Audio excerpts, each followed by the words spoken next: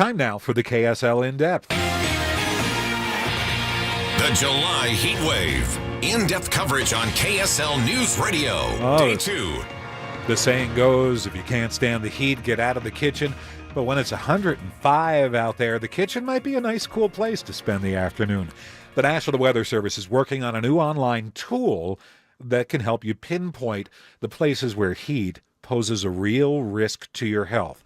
Forecaster Monica Traphagen is with me live now. She's on the KSL Newsline. Thanks for joining us. Hey, thanks for having me. How does this tool work? How can people find it? What are we talking about? Sure. So we've got a new tool. It's experimental for this year. It's called the heat risk.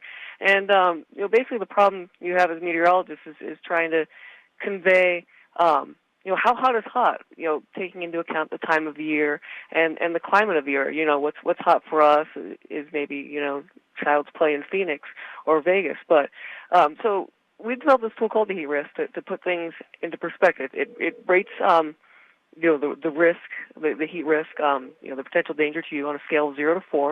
And we've also got that color-coded green, yellow, orange, red, and magenta. And so as that increases, as you get more of the warm colors, or you increase the number, you go from low, medium to high as far as the heat risk goes. You can find it on our website, weather.gov/SLC. And when you go there, if you click forecast, you'll see something under there that says experimental heat risk, and that's how you can take a look at it. It's not just for the Salt Lake area or for Utah; it's for the entire West. Weather Service offices, across the western part of the United States are using it.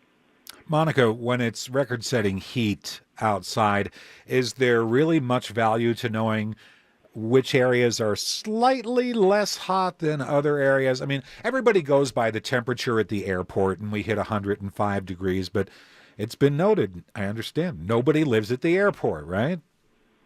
Well, I live over by the airport. But, not so many people, but it just puts it, it's not for necessarily for microscale stuff like different parts of the Salt Lake Valley, but it will go that far. But for broadly, it tells us as a whole for the Salt Lake area how dangerous is this heat, or down in the St. George area or down in Lake Powell where they're going to see dangerous heat Thursday and Friday. Because you do see change in impacts. Let's say it's 100 degrees versus 110 down there, which is where we see some of these heat events. And it's just a way to quantify things for the time of year as well, because we're in the hottest part of the year right now. So the record-breaking temperature 105 is near the warmest we see.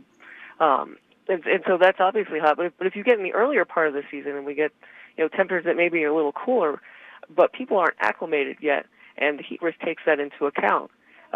So temperatures that are a little cooler may be more dangerous to people earlier in the season. I'm not sure as opposed to later in the season. Anybody's ready to deal with 105 degrees, which we hit this afternoon. Monica, give us the website again where you can find this heat index tool.